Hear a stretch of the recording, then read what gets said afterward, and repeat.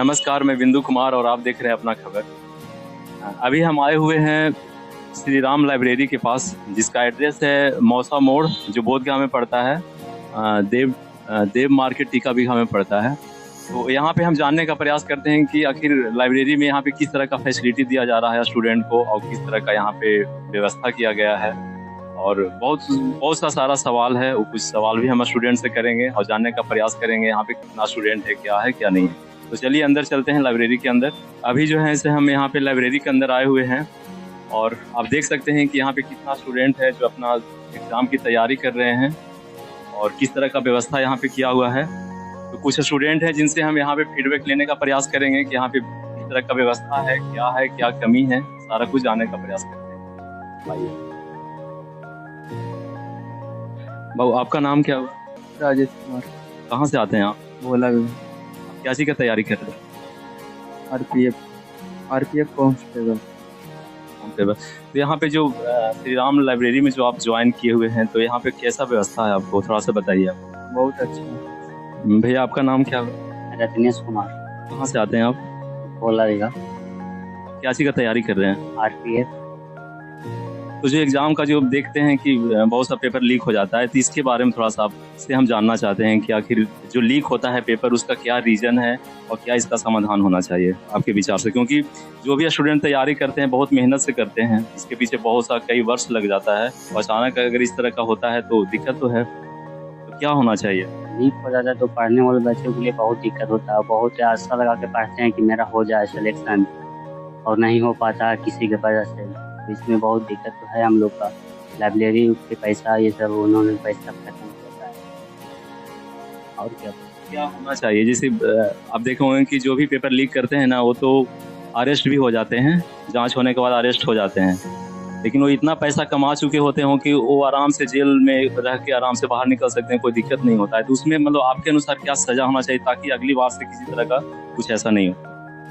सजा देना चाहिए, उसको जेल में रखना चाहिए, बाहर नहीं निकाल सकते। जो उतना मन कहता रहे सबको बारी बारी से जेल में ले जाना चाहिए। जेल में तो चले जाते हैं ज़रूर, लेकिन वो इतना करोड़ों रुपया कमा लेते हैं ना कि जेल उनके लिए मतलब ईजी होता है।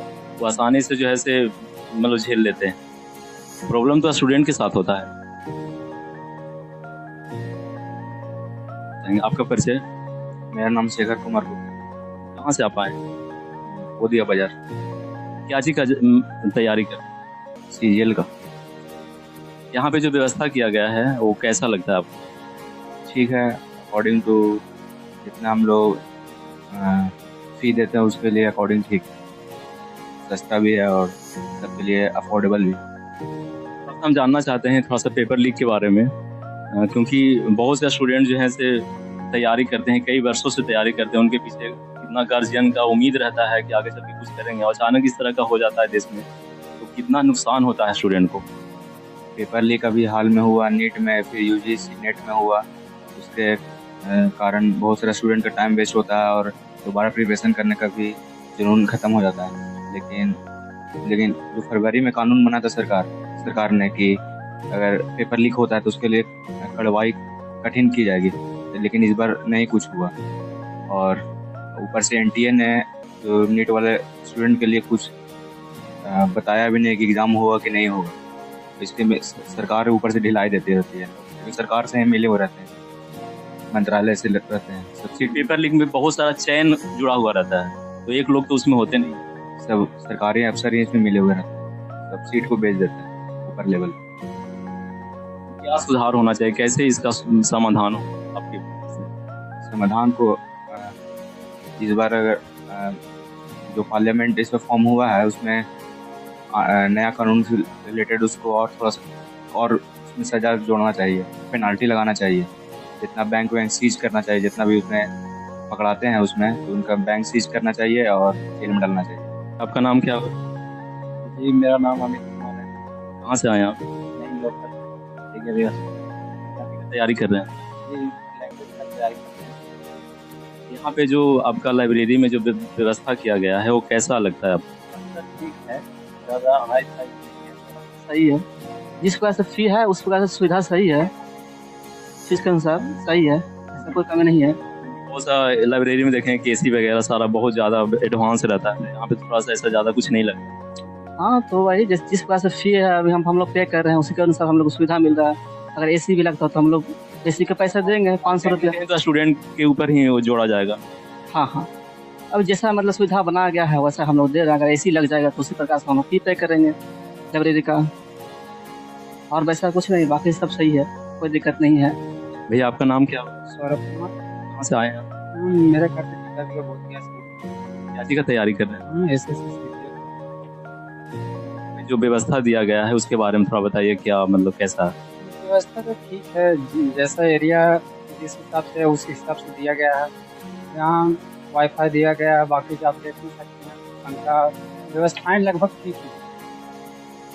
और बाकी तो जैसा है हम खुश हैं इससे। थोड़ा सा हम जानना चाहेंगे कुछ जो पेपर लीक जो हो जाता है, यूपी में कुछ दिन पहले हुआ था, बिहार में हुआ है इधर, तो इससे स्टूडेंट को क्या नुकसान होता है? हाल ही में आपने सुना होगा कि नीट का जो धांधली हुआ उसमें भ्रष्टाचार का मामला आया। इतना बड़े एनटीए ने इतना बड़ा धांधली किया है, सब लोग आरोप लगा रहे हैं, और उसके बाद यूजीसी नेट का भी परीक्षा रद्द किया जाता है। तो इससे स्टूडेंट में एक पीड़ा का, आप कह सकते हैं पीड़ा का बात होती है। वो ऐसा इतने सालों से तैयारी करते हैं, उसके बाद फिर पता चलता है कि धांधली हो गई। तो साल दर साल ऐसे ही होते रहता है, बेचारे के एक पार होते रहते हैं। और सरकार देखिए कि अगर 35 साल के बाद अगर कुछ होते हैं तो उसमें आपका एक पार हो जाता है और आप कुछ करने लायक नहीं रहते, तो इससे वो बहुत कष्टदायक है। कुछ लोगों का ऐसा मानना है कि मतलब जो लीक होता है पेपर वो कहीं ना कहीं मतलब ठीक होता है, उसका मतलब फ़ायदा भी लोग बताया कि क्यों होता है। जैसे होता है कि जो कमज़ोर स्टूडेंट होते हैं तो उनको और टाइम मिल जाता है तैयारी करने के लिए, दोबारा एग्ज़ाम देते हैं, दोबारा चीज़ पढ़ते हैं तो थोड़ा सा अच्छा से तैयारी करते हैं। ये गलत बात है, ये धारणा सबसे गलत धारणा कि लोगों को मौका मिल जाता है।